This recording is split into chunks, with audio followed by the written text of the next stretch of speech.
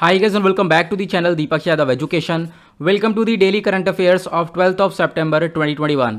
तो गाइज आज है तारीख 12 सितंबर 2021 और है संडे। देखेंगे मोस्ट इंपॉर्टेंट करंट अफेयर को। बट गाइज आगे बढ़ने से पहले मैं आप लोग को बता दूं, ये जो आज संडे है, संडे में हम लोग कोई नया करंट अफेयर डिस्कशन नहीं करने वाले हैं। यहाँ पर मैं आपको पूरा कंपाइलेशन कवर करवाने वाला हूँ। मंडे से लेकर सैटरडे तक इन पूरे दिन का करंट अफेयर हम लोग यहाँ पर इस वीडियो के अंदर रिवाइज करेंगे। साथ ही साथ तैयार रहना, मैं बहुत सारे क्वेश्चन आप लोगों से पूछने वाला हूँ। हालांकि मैंने पिछले सप्ताह बहुत सारे क्वेश्चंस पूछे भी थे और आप लोगों ने बहुत अच्छे से उनका आंसर भी दिया था, लेकिन आज हम लोग इनको पूरे सप्ते का करंट अफेयर को कंपाइल करके पढ़ेंगे, जो कि बहुत ज़्यादा इंपॉर्टेंट रोल प्ले करेगा आपके प्रिपरेशन के अंदर। सब कुछ वापस से रिवीजन में आएगा, सब कुछ वापस से रिवाइज होगा और आप लोग लंबे समय तक इन चीज़ों को याद रख पाओगे। तो गाइस बढ़ते हैं। आगे बढ़ने से पहले अगर आप लोगों को इस लेक्चर का पीडीएफ चाहिए तो नीचे डिस्क्रिप्शन बॉक्स में आप सभी लोगों को टेलीग्राम का लिंक दिया गया है, वहां से जाकर आप लोग इस लेक्चर के पीडीएफ डाउनलोड कर सकते हो। और ये मेरी इंस्टाग्राम आईडी है दीपक यादव एजुकेशन, यहां पर जाकर फटाफट फॉलो कर लेना और अपनी जितनी भी क्वेरीज है मुझसे आप यहां पर पूछ सकते हो। बाय द वे दोनों ही चीज़ों का लिंक आपको नीचे डिस्क्रिप्शन बॉक्स में मिल जाएगा। तो कंपाइलेशन शुरू करते हैं। मैं फिर से बोल रहा हूँ, ये कंपाइलेशन है मंडे से लेकर सैटरडे तक। कल सैटरडे था तो इन सभी दिन का हम लोग करंट अफेयर एक ही वीडियो के अंदर कवर करने वाले हैं। तो ये जो आज का सबसे पहला आर्टिकल होने वाला है, तो हमने मंडे में सबसे पहले आर्टिकल डिस्कशन किया था ग्राउंड वाटर कंजर्वेशन के बारे में। आपको मालूम होगा ग्राउंड वाटर को प्रोटेक्ट करने की बात चल रही थी। क्यों, ये न्यूज़ में क्यों था, तो आप यहाँ पर आप देख पाओगे क्यों। क्योंकि इंडिया आज के टाइम पर बहुत ज़्यादा डिपेंडेंट है ग्राउंड वाटर के ऊपर। हम लोग ग्राउंड वाटर का बहुत ज़्यादा इस्तेमाल कर रहे हैं, चाहे वो इरिगेशन पर्पस हो, चाहे वो फूड प्रोडक्शन हो, उसके अंदर सबसे ज़्यादा इस्तेमाल हो रहा है। और इससे हो क्या रहा है, जो भारत है वो ग्राउंड वाटर के ऊपर ओवर डिपेंडेंट हो रहा है। हम लोग बहुत ज़्यादा डिपेंड हो चुके हैं ग्राउंड वाटर के ऊपर, और इससे क्या हो रहा है, आज के टाइम पर ग्राउंड वाटर डिप्लीट होता हुआ नजर आ रहा है, मतलब नीचे डाउन होता हुआ नजर आ रहा है। ग्राउंड वाटर और ज़्यादा कम होता हुआ नजर आ रहा है। इससे हमें अभी तो कुछ नहीं पता चलेगा, लेकिन आने वाले कुछ सालों के अंदर ये ग्राउंड वाटर क्राइसिस बहुत ज़्यादा मात्रा में देखने को मिलेंगे। तो इसी वजह से हमें ग्राउंड वाटर कंजर्वेशन, मतलब ग्राउंड वाटर को प्रोटेक्ट करने की काफ़ी ज़्यादा ज़रूरत है। आपको मालूम होगा काफ़ी कुछ डिटेल में डिस्कस किया था मैंने। यहाँ पे मैं आपको आर्टिकल भी दिखा देता हूँ। ये डाउन टू अर्थ का आर्टिकल है और डाउन टू अर्थ एक one of the most important source है हमारे यूपीएससी करंट अफेयर के लिए। नाउ यहाँ पे आपसे पहला क्वेश्चन बनेगा, ग्राउंड वाटर एग्जैक्टली क्या होता है। मैंने प्रॉपर डेफिनेशन आपको बताई थी। यह आर्टिकल आपका जीएस पेपर 1 ज्योग्राफी के पर्सपेक्टिव से इंपॉर्टेंट हो जाएगा, plus GS paper 3 environment perspective से भी इंपॉर्टेंट हो जाएगा, तो ध्यान रखना। तो यहां पर आपसे पहला क्वेश्चन बना है ग्राउंड वाटर क्या होता है, नीचे कमेंट सेक्शन में जरूर डालना, क्योंकि ये इंपॉर्टेंट क्वेश्चन है। देन उसके बाद हमने सेकंड आर्टिकल डिस्कशन किया था। मैं आपको पहले ही बता रखा है कि मैं यहां पर रिवीजन करवा रहा हूं, सारे पूरा डिटेल में हम डिस्कस नहीं करेंगे। ऑब्वियस ही बात है, पूरा डिटेल में अगर डिस्कस करने लगे तो वीडियो 10-12 घंटे का बनेगा, क्योंकि हमने हर एक वीडियो 40, 45 या 50 मिनट का वीडियो है, तो हम लोग सब कुछ यहाँ पर डिटेल में कवर नहीं करेंगे। यहाँ पर हम लोग एक रिवीजन लेने वाले हैं कि हमने क्या क्या डिस्कशन किया था, ताकि आपको भी याद रहे हाँ हमने क्या क्या चीज़ें पढ़ी थी और क्या क्या चीज़ें करंट अफेयर में घूम रही हैं। सेकेंड आर्टिकल में हमने बात की थी loan guarantee scheme for Covid affected sectors को लॉन्च किया गया था। आपको मालूम होगा ये आर्टिकल काफ़ी ज़्यादा चर्चा में था, पीआईबी में कवर किया गया था, द हिंदू में कवर किया, द हिंदुस्तान टाइम्स में कवर किया, बहुत सारे न्यूज़पेपर में इस आर्टिकल को कवर किया गया था। हुआ क्या था, जो हमारी फाइनेंस मिनिस्टर है उन्होंने यहाँ पर अनाउंस किया कि लगभग 50,000 करोड़ रुपए दिए जाएंगे as a loan guarantee scheme. अब ये किस चीज़ के लिए दिए जा रहे हैं, वो कोविड अफेक्टेड सेक्टर्स के लिए, मतलब ऐसे सेक्टर्स जो कि कोविड की वजह से बुरी तरह से हिट हो चुके हैं, उनको यहां पर यह अमाउंट देने की बात की गई थी। ठीक है, अब खासकर मैं आपको बता दूं तो to the point medical infrastructure, यानी जो मेडिकल्स हैं या फिर आप कह सकते हो हॉस्पिटल्स कोई खोलना चाह रहा है, तो उसके लिए यहां पर आप कह सकते हो ये स्कीम को लॉन्च किया गया था। यहां पर आपको याद होगा मैंने बताया था एक होता है ब्राउनफील्ड प्रोजेक्ट और एक होता है ग्रीनफील्ड प्रोजेक्ट। ठीक है, अब मैं आपको दोनों का डिफरेंस बता देता हूं, क्योंकि मैं पहले ही बता चुका हूं। ग्रीनफील्ड प्रोजेक्ट क्या होता है, मान लो ये एक प्लॉट है, इसके ऊपर आपको हॉस्पिटल बनाना है, पूरा नया हॉस्पिटल बनाना है, लेकिन ये सिर्फ और सिर्फ प्लॉट पड़ा है, तो आपको जड़ से यहाँ पे काम शुरू करना पड़ेगा। तो शुरुआत से आपको यहाँ पे काम शुरू करना पड़ेगा, तो वो किसके अंदर आएगा, ग्रीनफील्ड प्रोजेक्ट के अंदर आएगा। लेकिन ब्राउनफील्ड प्रोजेक्ट क्या होता है, मान लो यहाँ पर हॉस्पिटल बना हुआ है, इसका एक मंजिल बना हुआ है, अब आप सोच रहे हो उसको थोड़ा सा और बढ़ा देना चाहिए, इसको एक एक्सपेंड कर देना चाहिए, इसके ऊपर एक मंजिल और बनाना चाहिए। तो यहाँ पर ये क्या हो रहा है, हम पुराने वाले प्रोजेक्ट को अपडेट कर रहे हैं, उसको अपग्रेड कर रहे हैं, उसको बोलते हैं ब्राउनफील्ड प्रोजेक्ट। ओके, तो greenfield project plus brownfield project दोनों के लिए यहां पर ये स्कीम को लॉन्च किया गया और इतना पैसा प्रोवाइड किया जाएगा ताकि जो लोग हैं कोविड सेक्टर्स में अफेक्टेड हैं, तो फिर क्या होगा, उनको यहां पर काफी हद तक हेल्प प्रोवाइड करवाई जाएगी। इसके अंडर में आपको ध्यान रखना है। उसके बाद हमने तीसरा आर्टिकल देखा था फुकुतोकु ओकानोबा वोल्केनो के बारे में। जापान का ये वोल्केनो है और ये वोल्केनो बर्स्ट हो गया था, ये फट गया था, एक्सप्लोड हो गया था। अब वोल्केनो का नाम याद रखना, जापान के अंदर रिसेंटली कौन सा वोल्केनो है, वो है फुकुतोकु ओकानोबा वोल्केनो। अब यहाँ पर ये बर्स्ट हुआ था, आर्टिकल आप देख पाओगे, डाउन टू अर्थ का है। लेकिन यहाँ पर हमने एक इंपॉर्टेंट चीज़ कवर करी थी, आपको याद होगा, नहीं याद तो कोई बात नहीं, मैं आपको बताऊंगा। तो आपने देखा होगा जनरली वोल्केनो कैसे होते हैं, जो लैंड के ऊपर आपको देखने को मिलते हैं वो तो जनरली वोल्केनो नॉर्मल वोल्केनो होता है, आपको मालूम होगा इस टाइप का वोल्केनो होता है। नीचे से प्रेशर लगता है, जो मैग्मा होता है वो ऊपर आता है और वही ब्लास्ट हो जाता है, मैग्मा ऊपर की साइड निकलता हुआ नजर आएगा, बाहर निकल कर ये लावा बन जाता है। ये होता है नॉर्मल वोल्केनो में। लेकिन ये जो फुकुतोकु ओकानोबा वोल्केनो था, ये था सबमरीन वोल्केनो। अब याद आया, हमने सबमरीन वोल्केनो के बारे में पढ़ा था, सबमरीन वोल्केनो जो कि पानी के अंदर है, ठीक है। अब यहाँ पर ये एक्सप्लोड होता है और एक्सप्लोड होने के बाद जो इसका यहाँ पर बहुत सारा लावा वगैरह निकलता है, इससे ऊपर एक नया आइलैंड भी बन जाता है। ये हमने डिस्कशन किया था। तो जापान के अंदर एक और नया आइलैंड क्रिएट हुआ है, तो आपको मालूम होगा इसके बारे में। तो यहाँ पर डिटेल मैंने बताया था, आपको आज बताना है एग्जैक्टली वोल्केनो के बारे में, जो ये नॉर्मल वोल्केनो है प्लस सबमरीन वोल्केनो है, दोनों के बीच में क्या डिफरेंस होता है, नीचे कमेंट सेक्शन में जरूर बताना। ओके, ये हम लोगों ने डिस्कशन किया था, न्यूज़ में क्या होता है ये भी मैंने आप लोगों को आर्टिकल वगैरह दिखा दिया है। उसके बाद हमने नेक्स्ट आर्टिकल डिस्कस किया था लथाम स्नाइप के बारे में। लथाम स्नाइप आपको ये वाली चिड़िया देखने को मिलेगी। अब ये चिड़िया काफ़ी हद तक खतरे में है, आप देख पाओगे, अगेन डाउन टू अर्थ का आर्टिकल है। खतरे में क्यों है, क्योंकि हमने ये देखा अर्बन डेवलपमेंट हो रहा है, यानी शहर के अंदर डेवलपमेंट बहुत तेजी से बढ़ता हुआ नजर आ रहा है, और उस डेवलपमेंट की वजह से ये जो चिड़िया है जिसका नाम है लथाम स्नाइप, ये खतरे में पड़ चुकी है।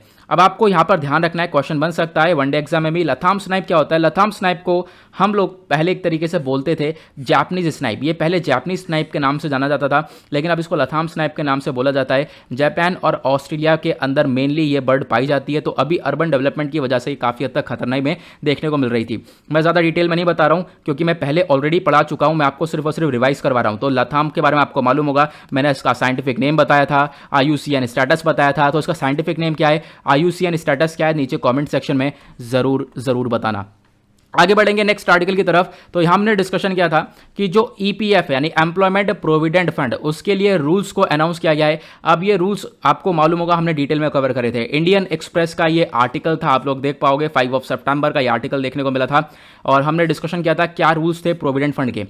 जो EPF होता है, EPF एम्प्लॉइज प्रोविडेंट फंड, इसके अंदर क्या बोला गया था कि अब जो भी यहाँ पर पैसा कंट्रीब्यूट करेगा, मान लो यहाँ पे कोई प्राइवेट प्लेयर है यानी कि प्राइवेट मेंबर है, एक है यहाँ पर पब्लिक यानी कि गवर्नमेंट एम्प्लॉय है, कोई भी एम्प्लॉय है, ठीक है, प्राइवेट एम्प्लॉय है, पब्लिक एम्प्लॉय है।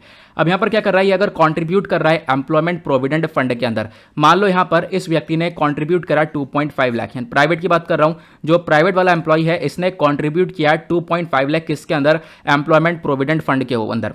अब क्या होगा, इसके बदले में इसको इंटरेस्ट मिलेगा, सरकार इंटरेस्ट देती है, अब यहाँ पर इसको ब्याज मिलेगा, ठीक है। अब यहाँ पर जो ब्याज मिलेगा तो ये तो एग्जैक्टली मिलता रहेगा, ठीक है। अगर मैंने बताया 2.5 लाख अमाउंट होगा तो जो ब्याज मिलेगा वो यहाँ पर ये रख लेगा। लेकिन आपको ध्यान रखना है, इसके बाद नया रूल ये है कि अगर ये जो प्राइवेट एम्प्लॉय है इसका कॉन्ट्रीब्यूशन 2.5 लाख से ज़्यादा होता है एनुअली, साल के अंदर अगर ये 2.5 लाख से ज़्यादा का कॉन्ट्रीब्यूट करता है EPFO के अंदर, तो ये जो एम्प्लॉयमेंट प्रोविडेंट फंड है ये क्या करेगा, इस पे इंटरेस्ट तो देगा, इस अमाउंट पे ब्याज तो मिलेगा, डेफिनेटली आपने जमा किया है ब्याज मिलना चाहिए, ब्याज तो मिलेगा, लेकिन उस ब्याज के ऊपर क्या लगेगा, टैक्स लगेगा, ठीक है। तो ये है यहाँ पर नया रूल कि इंटरेस्ट के ऊपर टैक्स लगाने का रूल्स लाया गया है। तो आप यहाँ पर देख पाओगे what are the rules for taxing interest करके यहाँ पे आर्टिकल था, हमने डिटेल में एक्सप्लेन किया था। नाउ प्राइवेट एम्प्लॉय का मैंने आपको बता दिया कितना अमाउंट है। मैं आपसे ये पूछना चाहूंगा, पब्लिक एम्प्लॉय जो गवर्नमेंट एम्प्लॉय है उनके लिए मैक्सिमम कितना कॉन्ट्रीब्यूशन अमाउंट है, नीचे कॉमेंट सेक्शन में ये भी जरूर बताना। आगे बढ़ेंगे, उसके बाद हमने नेक्स्ट डे आर्टिकल डिस्कस किया था वर्चुअल कोर्ट के बारे में। वर्चुअल कोर्ट काफी ज्यादा चर्चा में थे, क्यों, क्योंकि यहाँ पे द हिंदू का एक आर्टिकल था, हमारे चीफ जस्टिस ऑफ इंडिया नाखुश रहे क्योंकि वर्चुअल जो ये नया वर्चुअल हियरिंग हुआ इसके अंदर कुछ सॉफ्टवेयर था उससे ये नाखुश रहे थे। ये सब चीजें थी जो कि हमारे लिए खास इंपॉर्टेंट नहीं थी। हमने डिस्कशन किया था वर्चुअल कोर्ट क्या है, ऑनलाइन बेसिस पर आज के टाइम पर केसेस की सुनवाई हो रही है, ऑनलाइन यहाँ पर सब कुछ चल रहा है, हमने आपको मालूम होगा डिटेल में हमने बातचीत करी थी, तो ये सब कुछ हुआ था। तो और आपको मालूम होगा अगले दिन मैंने आपसे एक क्वेश्चन भी पूछा था कि वर्चुअल कोर्ट के एक तरीके से यहाँ पर एडवांटेजेस और डिसएडवांटेजेस क्या है, इसके अंदर चैलेंजेस क्या है प्लस इसके बेनिफिट्स क्या है। याद है ना, मैंने आपको डिटेल में पढ़ाया था। तो आज भी आप लोग इसको रिवाइज जरूर करना। वर्चुअल कोड ये मेंस के पर्सपेक्टिव से बहुत ज़्यादा इंपॉर्टेंट है, मेंस में इस बार क्वेश्चन यहाँ पर बन सकता है। तो वर्चुअल कोड के क्या यहाँ पर आपको चैलेंजेस देखने को मिलेंगे, प्लस इसके फायदे क्या क्या हैं, ये सब नीचे कॉमेंट सेक्शन में जरूर लिखना है। आगे बढ़ेंगे। उसके बाद नेक्स्ट आर्टिकल हमने स्पेस एंड टेक्नोलॉजी के पर्सपेक्टिव से पढ़ा था। यहाँ पर ब्लू स्ट्रगलर स्टार के बारे में चर्चा हो रही है।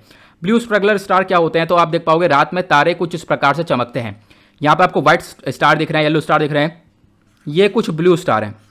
ठीक है, तो हमने डिस्कशन किया था इस ब्लू स्टार के ऊपर। ये चर्चा में क्यों था, क्योंकि यहाँ पर पीआईबी का आर्टिकल था और बोला गया कि जो रिसेंटली देखने को मिला है, जो इंडियन टीम है, इंडियन रिसर्चर्स है, उन्होंने एक कॉम्प्रहेंसिव एनालिसिस यहाँ पर किया इस ब्लू स्टार स्ट्रगलर के बारे में। मतलब डिटेल में यहाँ पर इस स्टार के बारे में यहाँ पर इन्होंने सर्चिंग करी और यहाँ पर पता लगाया ये स्टार कैसे बनता है। आपको मालूम होगा, डिटेल मैंने समझाया था। ब्लू स्ट्रगलर स्टार जो बनता है वो 3 तरीके से बनता है। एक तो मैसिव ट्रांसफर होता है, मतलब आप देख पाओगे जो स्टार होते हैं ना, ये काफी दूरी पर देखने को मिलेंगे, क्लस्टर्स के अंदर देखने को मिलते हैं। क्लस्टर्स मतलब सितारों के झुंड के अंदर आपको ये नीले स्टार देखने को मिल जाएंगे, है ना।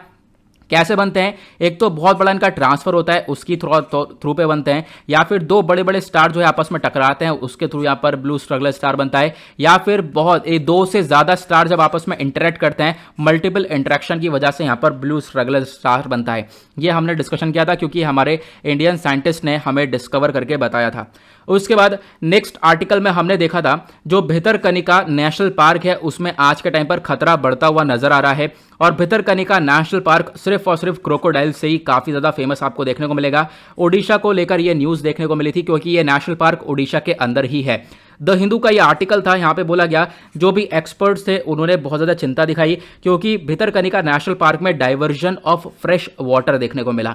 क्वेश्चन यह है, ये डाइवर्जन ऑफ फ्रेश वाटर होता क्या है। देखो यहां पर यह बोला गया एक रिवर है, ठीक है, इस नेशनल पार्क में एक रिवर है जिसका नाम है ब्राह्मणी रिवर। अब इस रिवर का जो पानी है वो इंडस्ट्रियल यूज के लिए बहुत ज्यादा इस्तेमाल हो रहा है, इंडस्ट्री वाले बहुत ज़्यादा इस्तेमाल कर रहे हैं। जो फ्रेश वाटर है यहाँ से निकलता जा रहा है और गंदा पानी इसमें भर रहा है। इससे ऑब्वियस सी बात है नुकसान पहुंचेगा, जो वहाँ पे जानवर हैं प्लस वहाँ का हैबिटेट है उसको बहुत ज़्यादा नुकसान पहुंचेगा। तो ये कंसर्न बढ़ रहा था। नाउ क्वेश्चन ये है, ये भितरकनिका नेशनल पार्क के बारे में आप लोग नीचे कॉमेंट सेक्शन में मुझे ज़रूर बताना। आपको पता चल गया होगा ओडिशा के अंदर है, लेकिन यहाँ पर आप कह सकते हो कि ये कहाँ पर एग्जैक्टली लोकेटेड है ओडिशा के अंदर, ये भी बताना। और ओडिशा काफ़ी ज़्यादा चर्चा में रहा है हमेशा से ही, किसको लेकर, क्रोकोडाइल्स को लेकर। और भितरकनिका नेशनल पार्क भी क्रोकोडाइल्स को लेकर चर्चा में है क्योंकि एक तरीके से क्रोकोडाइल यहाँ पर एक तरीके से क्रोकोडाइल की वजह से यहाँ पर यह जाना जाता है ये पार्क। इसके बारे में आपको ध्यान रखना है।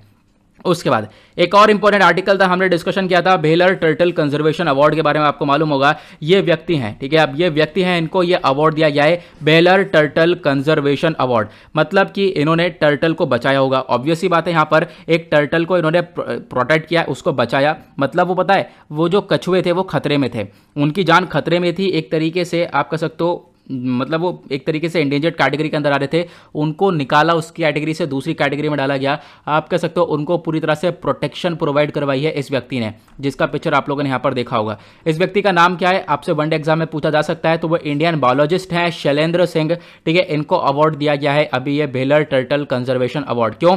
क्योंकि लगभग 3 कछुए ऐसे हैं, 3 प्रजातियां ऐसी हैं जिनको इन्होंने क्या किया है, एक एक्सटिंक्शन यानी खत्म हो रही थी वो वहां से निकाला है वापस से। ओके, ये हमने डिटेल में डिस्कशन किया था। नीचे कमेंट सेक्शन में ये बताना वो तीनों प्रजातियां कौन सी हैं, नीचे कमेंट सेक्शन में डिटेल में बताना। मैंने आपको ऑलरेडी यहाँ पर अच्छे से एक्सप्लेन कर रखा है। और उसके बाद नेक्स्ट आर्टिकल में हमने डिस्कशन किया था इंडिया और यूएस के बीच में ट्रेड इश्यूज जो है शुरू हो गए हैं, क्योंकि यहां पर फ्री ट्रेड एग्रीमेंट को लेकर जो बाइडेन का एक स्टेटमेंट है, यूएस का एक स्टेटमेंट है, वो यहां पर आप देख पाओगे। द हिंदू का ये आर्टिकल है, इंडिया और यूएस के जो व्यापार वाले टाइज हैं, ठीक है, व्यापार के जो रिलेशन है वो काफी हद तक खराब होते हुए नजर आ रहे हैं आज के टाइम पर। क्यों? इसके पीछे का रीजन ये है, हाल ही में जो नए नए प्रेसिडेंट हैं यूएस के, जो बाइडेन, इन्होंने यहां पर यह बोला कि अमेरिका, यूएसए अब कोई ज्यादा इंटरेस्टेड नहीं है इंडिया के साथ फ्री ट्रेड एग्रीमेंट के अंदर।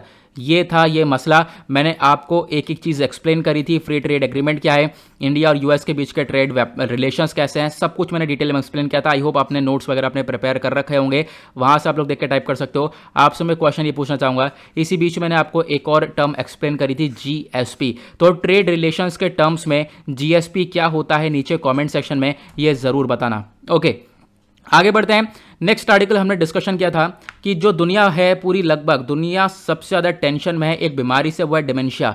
डिमेंशिया की वजह से आज के टाइम पर काफ़ी सारे लोग परेशान हैं और इनफैक्ट यहाँ पर मतलब दुनिया भर में पॉपुलेशन बहुत ज़्यादा जो डिमेंशिया से जूझ रही है और इसका एक तरीके से इलाज कुछ इतना खास देखने को मिल नहीं रहा है।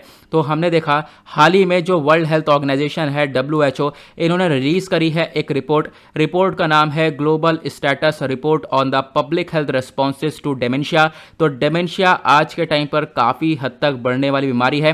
क्या होता है डिमेंशिया के अंदर? दिमाग से रिलेटेड बीमारी है। आप कह सकते हो आपके ब्रेन्स के अंदर मेमोरी आपकी लॉस होने लगती है, चीज़ें भूलने लगते हो, जो मेमोरी है वो बहुत वीक हो रही है, ब्रेन आपका बहुत ज़्यादा कमज़ोर हो जाता है। ये चीज़ें हम लोग को देखने को मिलती हैं डिमेंशिया के अंदर।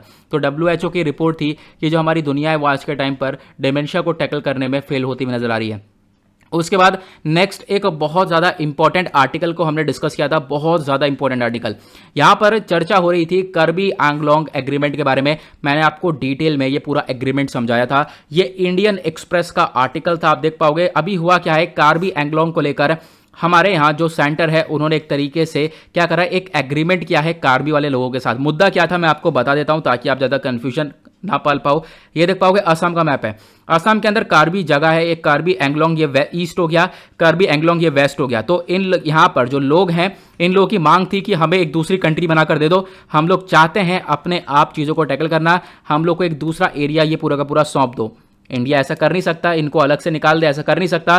तो इसी को देखते हुए एक ट्राइपरटाइट एग्रीमेंट किया। ट्राइपरटाइट मतलब 3 लोगों के बीच में एग्रीमेंट हुआ था। 5 इंसर्जेंट ग्रुप थे जो कि मांग कर रहे थे हमें अलग से कंट्री चाहिए, वो ग्रुप्स हो गए। उसके बाद आप कह सकते हो सेंटर मतलब हमारी केंद्र सरकार हो गई जिसमें अमित शाह जी थे। उसके बाद यहाँ पर स्टेट गवर्नमेंट थी, राज्य सरकार थी, ठीक है, वहाँ की मतलब कहाँ की, आसाम की राज्य सरकार थी। तो इन तीनों ने मिलकर एक एग्रीमेंट साइन किया और इस एग्रीमेंट में यहाँ पर फोकस किया कि अब हम लोग इन वाले एरियाज के अंदर लोगों को खूब सारा पैसा दे देंगे, जितना लगभग 1000 करोड़ रुपए का यहाँ पे अनाउंसमेंट किया गया। आने वाले लगभग 5 साल में ये 1000 करोड़ रुपए दिया जाएगा इन दोनों एरियाज को, कार्बी एंगलोंग ईस्ट, कार्बी एंगलोंग वेस्ट वाले एरिया को। तो आपको ध्यान रखना है। और यहाँ पर ऑटोनॉमस जो काउंसिल है उनको पूरी तरह छूट दी, अपने हिसाब से लोग लॉज वगैरह बना सकते हैं, लेकिन इस प्रकार से बनाएं ताकि लोगों को, बाकी लोगों को परेशानियां ना हो। और ये सब क्यों किया जा रहा है? क्योंकि ये जो नॉर्थ ईस्टर्न वाला मैप है, भारत का नॉर्थ ईस्ट वाले मैप के अंदर आपको बहुत सारे एरियाज देखने को मिलेंगे, असम, मणिपुर, बहुत सारे जो यहाँ पे स्टेट्स हैं, इन सब के अंदर शांति बनाने का फोकस है। और इंडिया ने टारगेट रख रखा है साल 2022 तक हम लोग इस पूरे नॉर्थ ईस्टर्न वाले रीजन के अंदर एक प्रॉपर शांति बनाएंगे और उसके बाद वहां पर इन्वेस्टमेंट डेवलपमेंट भी करेंगे। देन उसके बाद नेक्स्ट आर्टिकल में हमने डिस्कशन किया था इंपैक्ट ऑफ क्लाइमेट चेंज का। जो क्लाइमेट चेंज का इंपैक्ट है वो एल नीनो और ला नीना के ऊपर बहुत बुरा पड़ रहा है, ऐसा यहां पर एक आर्टिकल में बताया गया। आप देख पाओगे इंडियन एक्सप्रेस का यह आर्टिकल है जिसमें बताया गया एक सुपर कंप्यूटर है जिसका नाम है LF। आपको ध्यान रखना है ये साउथ कोरिया का एक सुपर कंप्यूटर है और ये सुपर कंप्यूटर ने कैलकुलेशन के हिसाब से बताया कि जिस प्रकार से आज के टाइम पर कार्बन आज के टाइम पर हमारे एटमॉस्फेयर में इंक्रीज हो रहा है, अगर ये इसी प्रकार से आने वाले टाइम पर भी लगातार इंक्रीज होगा तो इससे इस कार्बन डाइऑक्साइड से क्या होगा, ला नीना और एल नीनो के ऊपर बहुत ज्यादा बुरा प्रभाव पड़ने वाला है। ठीक है, एल नीनो और ला नीना बहुत बुरी तरह से अफेक्ट होंगे। यहां पर मैंने आपको पूरा कॉन्सेप्ट समझाया था एल नीनो ला नीनो क्या होता है। देखो एल नीनो के बारे में हम समझेंगे, एल नीनो कंडीशन क्या होती है। तो यहां पे आप देख पाओगे ये इंडिया का मैप है और इंडिया के कंपैरिजन में हमें चलना है पैसिफिक ओशन। इधर पैसिफिक ओशन है और इधर की साइड आपको इंडियन ओशन देखने को मिलेगा। यहां पर ऑस्ट्रेलिया है। देखो होता क्या है, वार्म वाटर, गर्म पानी, यहां पर जो पानी है गर्म होता है, इकट्ठा यहां पे पानी गर्म होता है। ठीक है, पानी गर्म क्यों होता है? क्योंकि ये इक्वेटर पे है। ये जो नीचे पानी आपको देखने को मिला है ये इक्वेटर पे है। इक्वेटर ऐसी जगह है जहां पर सूर्य की किरणें लगातार डायरेक्ट पड़ती हैं, डायरेक्ट सूर्य की किरणें पड़ती है तो इससे पानी गर्म होता है। अब पानी गर्म होने के बाद आपने एक टर्म सुना होगा ओशन करंट। ओशन करंट मतलब यहां पर पानी गर्म होने के बाद फ्लो होता है आगे की साइड, ठीक है, बहता है। ऐसा क्यों? एक रीजन ये भी है, जो पृथ्वी हमारी वो घूमती रहती है, इस वजह से पानी फ्लो होता है। अब पानी फ्लो होकर आगे आता है। अब आगे आने के बाद जब गर्म पानी इस वाले एरिया में पहुंचेगा, यहां पर कौन सा एरिया, ये साउथ अमेरिका है, ऊपर नॉर्थ अमेरिका है, नॉर्थ अमेरिका के नीचे साउथ अमेरिका है। ठीक है, जब गर्म पानी यहां पर पहुंचेगा, ध्यान से सुनना, जब गर्म पानी इस पेरू वाले रीजन के पास होगा तो इसको हम लोग एल नीनो बोलते हैं। क्यों? क्योंकि आपको मालूम होगा जहां पर गर्म पानी होगा वाटर वेपर क्रिएट होंगे, ऊपर उठेंगे और वहां पर बारिश ज्यादा होगी। तो इस वाले एरिया में जब बारिश ज्यादा होगी तो वो एल नीनो की कंडीशन है। और यहां पर बारिश नहीं हो रही, यहां पे पानी ठंडा पड़ गया है। यहाँ पर क्या है, पानी ठंडा है। जब यहाँ पे पानी ठंडा होगा तो उसको हम लोग ला नीना बोलते हैं, ठीक है। आपको ध्यान रखना है, जब पानी गर्म होगा तो वो एल नीनो है, जब ठंडा होगा तो ला नीना कहलाता है। वो ला नीना की कंडीशन आप देख पाओगे क्या होती है, यहाँ पर अब पानी ठंडा पड़ गया है, ठीक है। अब क्या हो गया, क्यों पानी यहाँ पे गर्म था, ऑब्वियस ही बात है, मैंने ओशन करंट का कॉन्सेप्ट बताया। अब यहाँ पे पानी वापस से घूम के जाएगा तो पानी यहाँ पर ये यहाँ पे पहुँचेगा तो इधर पानी गर्म हो जाएगा। अब यहाँ पे पानी गर्म है तो क्या होगा, इससे बारिश यहाँ पर देखने को मिलेगी, जो कि मानसून सेशन में हमें सबसे बारिश देखने को मिलती है। वो कंडीशन होता है ला नीना का कंडीशन, आपको ध्यान रखना है, वो ला नीना का कंडीशन होता है। अब यहाँ पर पानी ठंडा हो चुका है, ठीक है, इसी वजह से इसको हम लोग ला नीना बोलते हैं। आगे बढ़ते हैं। उसके बाद नेक्स्ट आर्टिकल में हमने डिस्कशन किया था रैप्टर स्पीशी के बारे में। जो रैप्टर स्पीशी आज के टाइम पर काफ़ी हद तक खतरे में है। मैंने आपसे क्वेश्चन भी पूछा था कि रैप्टर स्पीशी क्या होती हैं, बट कोई बात नहीं, आगे हम लोग देखेंगे। न्यूज़ में क्या है, क्योंकि एक रिसर्च रिपोर्ट आई है, डाउन टू अर्थ का आर्टिकल है, उस रिसर्च में पता चला कि 30% तक जो हमारे 557 रैप्टर स्पीशी हैं, लगभग 557 रैप्टर स्पीशी हैं, उसमें से 30% जो स्पीशी है, ये प्रजातियां हैं, वो खतरे में हैं। इनको प्रोटेक्शन देने की काफ़ी हद तक ज़रूरत है। क्वेश्चन ये है, ये रैप्टर स्पीशी क्या होती हैं? तो रैप्टर स्पीशी मतलब ऐसी चिड़िया जो कि शिकार करती हो, मीट खाती हो। इनकी जो डाइट है ना, वो कार्निवोरस डाइट होती है, मतलब मांसाहारी चिड़िया होती हैं। इनकी आंख बहुत तेज होती है, ठीक है, जैसे कि वल्चर हो गया, काइट हो गया, फल्कन हो गया, ये सारी बर्ड्स की निगरानी बहुत तेज होती है, आंख बहुत तेज होती है, और उसके बाद अपना शिकार करती हैं, लंबी चोंच होती है और मांस खाती हैं, ठीक है। आपको ध्यान रखना है, ये रैप्टर स्पीशी होती है। तो ये आज के टाइम पर खतरे में नजर आ रही हैं। अब यहाँ पे क्वेश्चन आपसे मैं ये पूछना चाहूँगा, ये रैप्टर स्पीशी अगर खतरे में है तो इससे हमारे एनवायरमेंट को क्या नुकसान होगा? मैंने डिटेल में समझाया था, ठीक है। ये रैप्टर स्पीशी खतरे में है तो हमारे एनवायरमेंट को क्या नुकसान होगा, नीचे कमेंट सेक्शन में इसके बारे में ज़रूर बताना। देन आगे बढ़ते हैं। यहाँ पे हमने डिस्कशन किया था ट्यूबरक्यूलोसिस के बारे में, ये चर्चा में था। क्यों? क्योंकि आप देख पाओगे न्यूज़ में इसलिए था, द हिंदू का ये आर्टिकल है, बीसीजी वैक्सीन जो 100 साल पुरानी वैक्सीन है, आज के टाइम पर ये ट्यूबरक्यूलोसिस के लिए लाई गई। बोला ये गया ट्यूबरक्यूलोसिस को एक तरीके से इस बीमारी से ये बचा सकती है ये वाली वैक्सीन। बीसीजी वैक्सीन की फुल फॉर्म क्या है? बैसिले कॉलमेट गुएरिन। तो आपको ध्यान रखना है, मैं आपसे पूछना चाहूँगा ट्यूबरक्यूलोसिस कौन से बैक्टीरिया से होता है? नीचे कमेंट सेक्शन में ज़रूर बताना कि कौन से बैक्टीरिया से ट्यूबरक्यूलोसिस क्रिएट होता हुआ नजर आता है। प्लस ट्यूबरक्यूलोसिस ट्रांसमिट कैसे होता है? क्या व्यक्ति से, एक व्यक्ति से दूसरे व्यक्ति में ये ट्यूबरक्यूलोसिस ट्रांसमिट हो जाता है? तो इसका आंसर भी नीचे कमेंट सेक्शन में ज़रूर देना। उसके बाद हमने नेक्स्ट आर्टिकल डिस्कस किया था इंडिया क्रोएशिया के रिलेशंस के बारे में। जो इंडिया और क्रोएशिया है, दोनों के बीच में मीटिंग हुई, दोनों के फॉरेन मिनिस्टर ने आपस में बातचीत करी और इन्होंने बहुत सारा डिस्कशन किया, जैसे कि ये दोनों कंट्रीज आपस में मिलकर इंडो पैसिफिक वाले रीजन के अंदर शांति बनाने का काम करेंगी। प्लस अफगानिस्तान की सिचुएशन के ऊपर डिस्कशन किया गया था, क्योंकि अफगानिस्तान में आज के टाइम पर तालिबान का कंट्रोल है, तो उसको एक तरीके से यहाँ पर किस प्रकार से शांति बनाई जा सकती है, उसके ऊपर फोकस किया गया। देन उसके बाद यहाँ पर इन दोनों कंट्रीज ने मिलकर डिस्कशन किया कि किस प्रकार से हम लोग टेररिज्म को, यानी आतंकवाद को खत्म कर सकते हैं, ये सब हुआ। उसके बाद इन्होंने इकोनॉमिक इंटरेस्ट के ऊपर फोकस किया कि हम लोग यहाँ पर क्या कर सकते हैं, किस प्रकार से अपने रिलेशंस को आगे मेंटेन कर सकते हैं, इस चीज़ के ऊपर फोकस किया गया था। तो आपको ध्यान रखना है, इंडिया क्रोएशिया ने मिलकर बहुत कुछ डिस्कशन किया था यहाँ पर, और इंडिया यहाँ पर इस चर्चा में है क्रोएशिया, तो क्रोएशिया को अच्छे से मैप में भी जाकर आप लोग देख सकते हो। उसके बाद नेक्स्ट आर्टिकल हमने डिस्कस किया था ईट राइट स्टेशन सर्टिफिकेशन के बारे में। तो ये ईट राइट स्टेशन सर्टिफिकेशन क्या है? तो देख पाओगे आप, ये पीआईबी का आर्टिकल है और पीआईबी यहाँ पर गवर्नमेंट डायरेक्टली अपना डेटा पब्लिश करती है, इंपॉर्टेंट होता है। तो हाल ही में हुआ क्या था, चंडीगढ़ रेलवे स्टेशन को ये ईट राइट स्टेशन सर्टिफिकेशन दिया गया। अब ये ईट राइट सर्टिफिकेशन क्यों दिया जाता है? क्योंकि मान लो ये जो स्टेशन है, ये अपने पैसेंजर को बहुत अच्छा हाइजीनिक प्रॉपर फूड प्रोवाइड करवा रहा है और साफ सुथरा यहाँ पे फूड मिल रहा है, तो इस वजह से ये ईट राइट स्टेशन सर्टिफिकेशन के अंदर में आता है। तो रिसेंटली हुआ क्या, चंडीगढ़ रेलवे स्टेशन एक ऐसा स्टेशन बना जिसको ये सर्टिफिकेशन मिला। उससे पहले हमारे पास और भी स्टेशन है, तो आपको ध्यान रखना है, चंडीगढ़ 5वां स्टेशन है भारत का जिसके पास ये सर्टिफिकेशन है। इससे पहले कौन कौन सा स्टेशन है? वो है आनंद विहार टर्मिनल, दूसरा है छत्रपति शिवाजी टर्मिनस, तीसरा है Mumbai central railway station, then उसका वडोदरा रेलवे स्टेशन। ये 4 अलग स्टेशन हैं। और सबसे पहला स्टेशन कौन सा है जिसको ईट राइट सर्टिफिकेशन मिला था? वो था मुंबई सेंट्रल। तो आपको इसके बारे में भी ध्यान रखना है।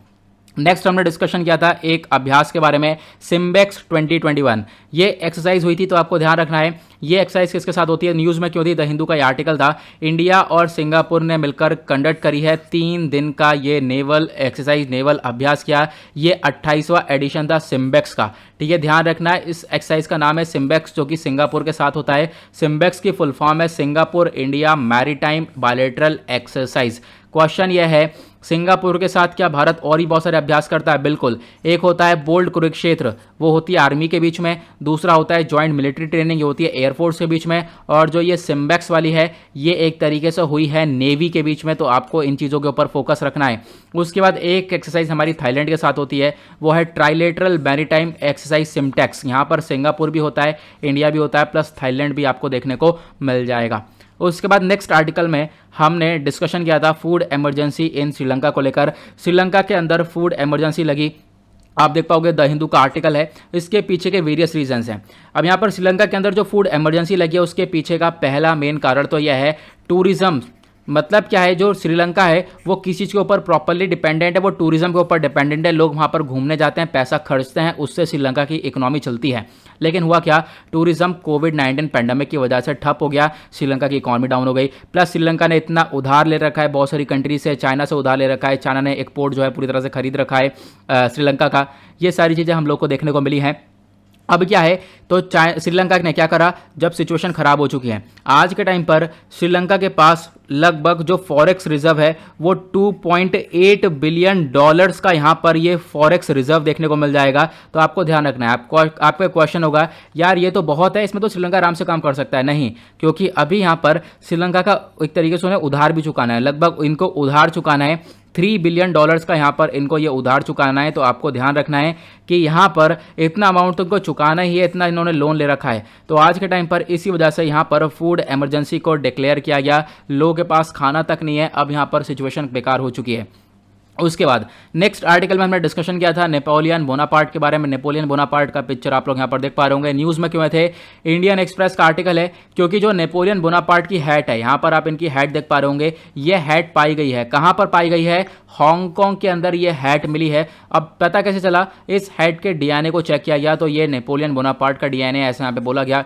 क्वेश्चन ये होगा, ये हैट का डीएनए कैसे चेक किया गया? तो बड़े से इलेक्ट्रॉनिक माइक्रोस्कोप के थ्रू यहाँ पर ये काम किया गया है। और फिर इसी दौरान मैंने आपको नेपोलियन बोनापार्ट के बारे में सारा डिटेल बताया था, वर्ल्ड हिस्ट्री का पूरा कॉन्सेप्ट बताया था, फ्रेंच रिवॉल्यूशन बताया था, बहुत सारी इंपॉर्टेंट चीज़ें मैंने आपको यहाँ पर कवर करवाई थी, आपको याद होगा। तो नेपोलियन बोनापार्ट के बारे में एक ब्रीफ प्रोफाइल ले लेते हैं। इनका जन्म हुआ था 15 अगस्त 1769 में। कहाँ पर, अजैक्यो के अंदर यहाँ पर जन्म हुआ था, एक मेडिटेरेनियन आइलैंड ऑफ कोर्सिया वहाँ पर है। इनको नेपोलियन वन भी बोला जाता था। एक फ्रेंच मिलिट्री लीडर थे, एक तरीके से कम उम्र में ही बहुत सारे युद्ध को जीता इन्होंने। एक तरीके से यहाँ पर ये ब्रिगेडियर की रैंक तक पहुँचे, ठीक है। और उसके बाद यहाँ पर डेथ कब हुई इनकी, ये डेथ हो गई थी 5 मई 1821 में। कहाँ पर डेथ हुई थी, आइलैंड ऑफ सेंट हेलेना के अंदर। और ध्यान रखना, इनका जो जन्म हुआ था वो 15 अगस्त 1769 में हुआ था। 15 अगस्त से आप याद रख सकते हो जिस दिन भारत आज़ाद हुआ था, ठीक है। आगे बढ़ेंगे। अब नेक्स्ट आर्टिकल मैंने डिस्कशन किया था IUCN वर्ल्ड कंजर्वेशन कांग्रेस के बारे में। यहाँ पर जो आप लोग ये वाला एनिमल देख रहे हो, इसका नाम है कोमोडो ड्रैगन, ठीक है। कोमोडो ड्रैगन, ये जानवर काफ़ी हद तक खतरनाक में है, ठीक है। काफ़ी हद तक खतरनाक मतलब इसकी एक तरीके से खतरे में है, ठीक है। इसको बचाने की काफ़ी ज़्यादा ज़रूरत है। ये जानवर पिछले 5 साल से इनकी जनसंख्या खत्म होती हुई नज़र आ रही है। बोला यह गया 2035 तक ये जानवर पूरी तरह से विलुप्त हो जाएंगे। ये दुनिया की सबसे बड़ी लेजर्ड है, सबसे बड़ी छिपकली आप बोल सकते हो, ठीक है। इसके बारे में चर्चा हुई थी। ये तो हुई कोमोडो ड्रैगन के बारे में। कोमोडो ड्रैगन के साथ साथ बोला गया लगभग 900 प्रजाति जो है जानवरों की वो खत्म हो चुकी हैं। IUCN रेड लिस्ट के स्टेटस ने यहाँ पर ये बताया था कि यहाँ पर आप कह सकते हो ये खत्म हो चुकी हैं और आने वाले टाइम पे और भी बहुत सारी प्रजातियाँ खत्म होने वाली हैं, तो उनको प्रोटेक्शन देने की ज़रूरत है। उसके बाद नेक्स्ट आर्टिकल में हमने डिस्कशन किया था मंडा बफेलो के बारे में। मंडा बफेलो जो कि ओडिशा के अंदर है, इसको एक यूनिक ब्रीड का स्टेटस दिया गया है, तो आपको ध्यान रखना है। द हिंदू का आर्टिकल था, ओडिशा के अंदर जो यहाँ पर ये मंडा बफेलो पाई जाती है, इसको एक तरीके से दिया गया एक टैग, और वो टैग है यूनिक ब्रीड ऑफ बफेलो, यानी कि एक अद्भुत टाइप का ये बफेलो है। इसके जो जेनेटिक है ना, इस भैंस के, वो जेनेटिक काफ़ी अलग होते हैं, जेनेटिक काफ़ी शानदार हैं, अलग अद्भुत टाइप के जेनेटिक्स हैं। तो इसको यहाँ पर यूनिक ब्रीड ऑफ बफेलो का स्टेटस दिया गया। और आपको ध्यान रखना है, इस बफेलो को साथ भारत के अंदर लगभग 19 यूनिक ब्रीड ऑफ बफेलोज हो चुकी हैं जो कि भारत के अंदर पाई जाती हैं। अब ये काम किसने किया है, ये स्टेटस किसने दिया है? तो इस स्टेटस को देने वाले एक बॉडी है, वो है national bureau of animal genetic resources. इसने यहाँ पर ये काम कर रखा है। ओके, नाउ नेक्स्ट आर्टिकल में हमने डिस्कशन किया था वी.ओ. चिदम्बरम पिल्लई जी के बारे में। यहाँ पे आप देख पाते हो ये हैं वी.ओ. चिदम्बरम पिल्लई जी। इनका जन्म हुआ था 5 सितंबर 1872 में और डेथ हो गई थी 18 नवंबर 1936 में। एक फ्रीडम फाइटर थे। अब इनका रोल मैंने आपको डिस्कस किया था।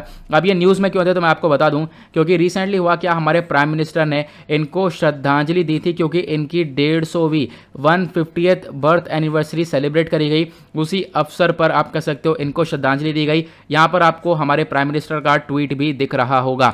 अब मैं आपको बता देता हूं, जो यहां पर जो ये वी चिदम्बरम पिल्लई जी हैं, इनका मेन काम ये था कि इन्होंने स्वदेशी मूवमेंट को तमिलनाडु तक पहुंचाया था। मैंने आपको बताया भी था स्वदेशी मूवमेंट क्या है। स्वदेशी मूवमेंट एक ऐसा मूवमेंट है जहां पर बोला गया हम लोग अंग्रेज के सामानों का बहिष्कार करेंगे, अपना सामान इस्तेमाल करेंगे, अंग्रेजों के सामान का बॉयकॉट करेंगे, जैसे अभी हमने चाइना के साथ किया है। तो यहाँ पर बोला गया कि देखो ये बात कहाँ पे चल रही थी, चल रही थी बंगाल के अंदर।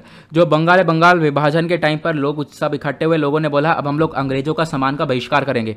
इस चीज़ के ऊपर फोकस किया जा रहा था। लेकिन यहाँ पे बहुत सारे लोगों ने बोला सिर्फ बंगाल के अंदर करने से काम नहीं होगा, आपको करना है तो पूरे देश भर में स्वदेशी मूवमेंट को फैला दो। तो स्वदेशी मूवमेंट को फैलाने वाले व्यक्ति यहाँ पर ये चिदम्बरम पिल्लई जी थे। इन्होंने यहाँ पर इस स्वदेशी मूवमेंट को तमिलनाडु तक पहुँचाया था। तो इसके बारे में आपको ध्यान रखना है। उसके बाद नेक्स्ट आर्टिकल हमने डिस्कशन किया था डिफेंस एक्सपो 2022 के बारे में। तो ये जो डिफेंस एक्सपो 2022 है ये अगला होने वाला है गांधीनगर गुजरात के अंदर। द हिंदू का आर्टिकल है। इस एक्सपो के अंदर क्या होगा, जो हमारी एयर हो गई, नेवी हो गई और जो हमारी थल सेना हो गई, ये सब मिलकर अपने जो एक तरीके से वेपन्स वगैरह है उसको एक तरीके से वहाँ पर शोकेस करने वाले हैं, उन सबको दिखाया जाएगा। प्लस यहाँ पे मैंने आपको एक और चीज़ बताई थी, जो डिफेंस है, डिफेंस प्रोडक्ट को हम लोग यहाँ पर एक तरीके से बेचने वाले हैं। और हमारा गोल यह है कि भारत आने वाले सालों के अंदर अपनी जो डिफेंस इकॉनमी है वो $5 बिलियन तक की इकॉनमी को हम लोग अचीव कर सके डिफेंस इक्विपमेंट को दूसरी कंट्रीज़ को बेचकर। ओके, नेक्स्ट आर्टिकल हमने डिस्कस किया था भारत का एक सबसे लंबा एयर प्योरीफायर लगा है। वो कहाँ पर लगा है, चंडीगढ़ के अंदर। कुछ इस प्रकार से वो एयर प्योरीफायर है, आपको ध्यान देना है। न्यूज़ में क्यों है, क्योंकि भारत का एक टॉलेस्ट एयर प्योरीफायर है। इसका उद्घाटन किया गया चंडीगढ़ के अंदर। कब किया गया, एक दिवस मनाया गया था, international day of clean air for blue skies. इसका आज के इस साल का 2021 का थीम क्या है, नीचे कमेंट सेक्शन में ज़रूर बताना। इसी अवसर पर यहाँ पे बनाया गया, ठीक है। इसी अवसर में आप कह सकते हो यहाँ पर चंडीगढ़ के अंदर इसका उद्घाटन किया गया। आप देख पाओगे इंडियन एक्सप्रेस का आर्टिकल है। साथ ही साथ मैं आप लोगों को बता दूं कि ये वाला जो आर्टिकल है एक तरीके से मतलब इसके साथ मैंने आपको कुछ और चीज़ें बताई थी कि दिल्ली के अंदर भी स्मोक टावर लगाने की बात करी गई है। दिल्ली एक ऐसी जगह बन चुका है जहां पर हमारे कंट्री का सबसे पहला स्मोक टावर का उद्घाटन हुआ। लेकिन दूसरा क्वेश्चन ये बन सकता है, सबसे लंबा स्मोक टावर, सबसे लंबा जो एयर प्योरीफाइड टावर कहाँ पर लगा है, वो है चंडीगढ़। सही उत्तर। ओके, देन उसके बाद नेक्स्ट आर्टिकल में हमने डिस्कशन किया था कि आज के टाइम पर हुआ क्या है, वेमेन के अगेंस्ट वो जो क्राइम हुआ है, क्राइम जो है विमेन के अगेंस्ट में काफ़ी देखने को मिला है। तो उसके रिगार्डिंग जो कंप्लेंट्स है वो लगातार इंक्रीज होती हुई नजर आई हैं। उसके ऊपर एक रिपोर्ट पब्लिश हुई और वो रिपोर्ट है नेशनल कमीशन फॉर वुमेन की, NCW की। यहाँ पे आप देख पाओगे इंडियन एक्सप्रेस का आर्टिकल है कि 46% इंक्रीमेंट देखने को मिला कंप्लेंट्स का, मतलब वुमेन ने बहुत ज़्यादा कंप्लेंट दर्ज करवाई हैं, उनके प्रति बहुत ज़्यादा वायलेंस हुआ है, डोमेस्टिक वायलेंस इंक्रीज हुआ है। प्लस यहाँ पे बताया गया था कि कोविड-19 के समय पर जो वुमेन है उनके प्रति डोमेस्टिक वायलेंस, घरेलू हिंसा काफ़ी हद तक इंक्रीज होती हुई नजर आई है। ओके, उसके बाद नेक्स्ट आर्टिकल हमने डिस्कस किया था भारत और यूएस एग्रीमेंट के बारे में। इंडिया और यूएस ने मिलकर एक एग्रीमेंट किया है, किस चीज़ को लेकर, air launch UAV unmanned air vehicle को लेकर। अनमैन्ड एयर व्हीकल क्या होते हैं, यानी कि ड्रोन्स, ठीक है। यहाँ पर क्या बोला गया कि इंडिया और यूएस साथ में मिलकर इस air launched unmanned air vehicle को एक तरीके से बनाएंगे। आपको ध्यान रखना है, इसको एयर व्हीकल मतलब एयर लॉन्च क्यों बोला गया है। ये जो ड्रोन है, देखो सिंपल ड्रोन होगा लेकिन इसको एयरक्राफ्ट से लॉन्च किया जाएगा। ध्यान से सुनना, इसको चलते चलते एयरक्राफ्ट से लॉन्च किया जाएगा, इस वजह से इसको air launched unmanned aerial vehicle ही बोला गया है। ये जो एग्रीमेंट है ये साइन करा गया और यहाँ पर इंडिया और यूएस दोनों मिलकर बहुत सारे और भी चीज़ों के ऊपर काम कर रहे हैं और बहुत सारे एग्रीमेंट्स और भी आपको इंडिया और यूएस के बीच में देखने को मिल जाएंगे। उसके बाद नेक्स्ट आर्टिकल में हमने डिस्कशन किया था कि इम्प्रूव्ड एयर क्वालिटी को लेकर। तो इंडियन सिटी, जो भारत के जो शहर हैं उनके अंदर एयर क्वालिटी काफ़ी हद तक इम्प्रूव होती हुई नजर आई है, उसके बारे में यहाँ पे चर्चा की गई थी। न्यूज़ में क्यों था ये आर्टिकल, क्योंकि हाल ही में जो ministry of environment, forest and climate change है, इन्होंने यहाँ पर बोला कि जो एक दिन मनाया जा रहा था international day of clean for air for blue skies, इस दिवस पर यहाँ पे बोला, जो हमारे एनवायरमेंट मिनिस्टर थे उन्होंने बोला कि देखो बहुत सारे शहर ऐसे हैं जहाँ पर एयर क्वालिटी इंप्रूव हुई है। उसके पीछे का रीज़न यह है कोविड-19 की वजह से क्या हुआ, लॉकडाउन्स लगे, लोग घर से बाहर निकले नहीं, लोगों की गाड़ी नहीं चली, ह्यूमन एक्टिविटीज़ कम से कम थी, उसी वजह से एयर पोल्यूशन बहुत, एयर जो एक तरीके से हवा की क्वालिटी है वो काफ़ी हद तक इंक्रीज़ होती हुई नज़र आई थी बहुत सारे शहरों के अंदर। उसके बाद नेक्स्ट आर्टिकल हमने डिस्कस किया था, जो दीपोर बिल है उसको इको सेंसिटिव जोन डिक्लेयर कर दिया गया है। आप लोगों से क्वेश्चन ये बनेगा, इको सेंसिटिव जोन क्या होते हैं, इको सेंसिटिव जोन के अंदर क्या क्या क्राइटेरिया फॉलो करना होता है, नीचे कमेंट सेक्शन में ज़रूर बताना। और ये भी बताना दीपोर बिल कहाँ पर है, नीचे कमेंट सेक्शन में ये भी ज़रूर बताना है। आप देख पाओगे ministry of environment forest and climate change ने यहाँ पर नोटिफाई किया कि जो दीपोर बिल है असम के अंदर, चलो यहाँ मैंने आपको बता दिया असम के अंदर है, उसको इको सेंसिटिव जोन का डिक्लेरेशन दे दिया गया है। उसके बाद असम के अंदर एक और नेशनल पार्क काफ़ी ज़्यादा चर्चा में देखने को मिला, वह है Kaziranga national park. Kaziranga national park हमारे पूरे देश का एक पहला ऐसा नेशनल पार्क है जिसने सैटेलाइट फ़ोन का इस्तेमाल किया है, यहाँ पे आपको ध्यान रखना है। उसके बाद नेक्स्ट आर्टिकल में हमने डिस्कशन किया था राइट टू सिट के बारे में। तमिलनाडु के अंदर अभी राइट टू सिट को लेकर यहाँ पर तमिलनाडु सरकार ने एक अमेंडमेंट किया है, एक बदलाव किया है। वो अमेंडमेंट कौन से एक्ट के अंदर हुआ, तो वह है Tamil Nadu shops and establishment act. यहाँ पर बोला गया जो एम्प्लॉयज़ होते हैं, जो काम करने वाले लोग होते हैं, मॉल के अंदर मॉल होते हैं बड़े बड़े, वहाँ पर जो काम करने वाले लोग हैं वो सब खड़े ही रहते हैं, तो उनको बैठने का भी हक है। उसके पीछे का कारण क्यों है, कारण यह है कि उनकी एक तरीके से हेल्थ वगैरह का कंसर्न है, हेल्थ ख़राब हो जाती है लंबे समय तक खड़े रहने से, तो इस चीज़ को प्रोटेक्शन देते हुए एम्प्लॉयज़ के लिए यहाँ पर राइट टू सिट को पास किया गया, राइट टू सिट को यहाँ पर लाया गया। किसके थ्रू, तमिलनाडु के थ्रू, ध्यान रखना है। और तमिलनाडु से पहले कौन सा स्टेट है जिसने राइट टू सिट को ऑलरेडी लॉन्च कर रखा है, वो है केरला। केरला के अंदर भी हम लोग को राइट टू सिट देखने को मिलता है। उसके बाद नेक्स्ट आर्टिकल हमने डिस्कस किया था शिक्षक पर्व 2021 के बारे में। अभी 5 सितंबर को टीचर्स डे मनाया गया, और वर्ल्ड टीचर्स डे यानी दुनिया भर का जो टीचर्स डे होता है वो कब मनाया जाता है, वो 5 अक्टूबर को मनाया जाता है, तो आपको ध्यान रखना है। और इसी के अवसर पर हमारे प्राइम मिनिस्टर ने जो नेशनल एजुकेशन पॉलिसी है इसको इम्प्लीमेंट करने की बात करी। नेशनल एजुकेशन पॉलिसी को आगे बढ़ाया जाएगा, यहाँ पर बहुत सारे स्टेप्स उठाए जाएंगे। मान लो कोई बच्चा है जिसको सुनाई नहीं देता, उसको उसके पढ़ाई करने के लिए यहाँ पर सुविधा बनाई जाएगी। सुनाई नहीं देता है या फिर दिखाई नहीं देता है, तो उनको यहाँ पर एक तरीके से एजुकेशन में उतारा जाएगा, उनको भी पढ़ाया जाएगा अलग अलग मेथड से, तो यहाँ पर उसके ऊपर फोकस किया गया। देन उसके बाद नेक्स्ट आर्टिकल में हमने डिस्कस किया है हाल ही में अभी एक सीज फायर एग्रीमेंट हुआ है, किसके साथ, NSCN यानी कि नागालैंड के साथ। नागालैंड के अंदर एक निक्की ग्रुप है, तो आपको ध्यान रखना है, इस निक्की ग्रुप के साथ एक सीज फायर एग्रीमेंट हुआ है, इसके बारे में हमने डिस्कशन किया था। द हिंदू का ये आर्टिकल आपको देखने को मिलेगा। ये एग्रीमेंट हुआ है 1 साल के लिए। ऐसा क्यों, क्योंकि नागालैंड आपको यहाँ पे देखने को मिलेगा, ये असम हो गया, असम के बराबर में नागालैंड ये देखने को मिलेगा। नागालैंड के अंदर जो ये निक्की ग्रुप है ये बहुत पुराना ग्रुप है, ठीक है। निक्की ग्रुप का जो एक तरीके से लीडर है वो आपको ये देखने को मिलेगा, इसका नाम है निक्की सुमी, ठीक है। ये लोग मांग करते हैं कि नागालैंड को एक अलग से कंट्री बना दी जाए, तो यहाँ पर इंडिया ने 1 साल का एग्रीमेंट किया है। इन्होंने यहाँ पर निक्की सुमी के साथ एग्रीमेंट किया, एक पेपर पे एग्रीमेंट हुआ है, निक्की सुमी ने भी साइन करे हैं, भारत सरकार ने साइन किए हैं कि अब यहाँ पर कोई भी वायलेंस नहीं होगा, यहाँ पे शांति बनाकर रखेंगे। जो भारत सरकार है वो यहाँ पर काम करने वाली है, इस एरिया के अंदर डेवलपमेंट करेगी, पैसा लगाएगी, इन्वेस्टमेंट करेगी, इन लोगों को पैसा मिलेगा, ये लोग शांतिपूर्वक आगे रहने वाले हैं। ये लोग करते क्यों है सब काम, ये सब काम कर रहे हैं अपने कल्चर को प्रोटेक्ट करने के लिए ज़्यादातर ये लोग काम करते हैं। आपको मालूम होगा नागालैंड का एग्रीमेंट में आ गया, उसका यहाँ पे बोडोलैंड का एग्रीमेंट हुआ है, तो नीचे आपको यहाँ पर ब्रू अकॉर्ड का एग्रीमेंट देखने को मिल जाएगा। इधर आपको कार्बी एंग्लो एग्रीमेंट देखने को मिल जाएगा, जो कि मैंने आप लोगों को बताया था। भारत सरकार यहाँ पर एग्रीमेंट करी है बहुत सारे लोगों के साथ, ताकि लोग अपनी मांग ना उठाएं। उसके बाद नेक्स्ट आर्टिकल में हमने डिस्कशन किया था प्रोडक्शन लिंक्ड इंसेंटिव स्कीम के बारे में। प्रोडक्शन लिंक्ड इंसेंटिव स्कीम जिसको हम लोग PLI स्कीम बोलते हैं, PLI स्कीम लाई गई है टेक्सटाइल सेक्टर के लिए। टेक्सटाइल जो यहाँ पर गारमेंट सेक्टर है उसके यहाँ पर स्कीम को लाया गया। तो हाल ही में जो यूनियन कैबिनेट है उसने यहाँ पर अप्रूव करा PLI स्कीम को। इन्होंने बोला कि लगभग हम लोग यहाँ पर एक तरीके से 1.97 लाख रुपीस खर्च 1.97 लाख करोड़ खर्चने वाले हैं 13 सेक्टर के अंदर, जिसमें से एक टेक्सटाइल सेक्टर भी है जहाँ पर PLI स्कीम को लाया गया है। क्वेश्चन आप लोगों से यह है PLI स्कीम क्या होती है, नीचे कमेंट सेक्शन में ज़रूर बताना है।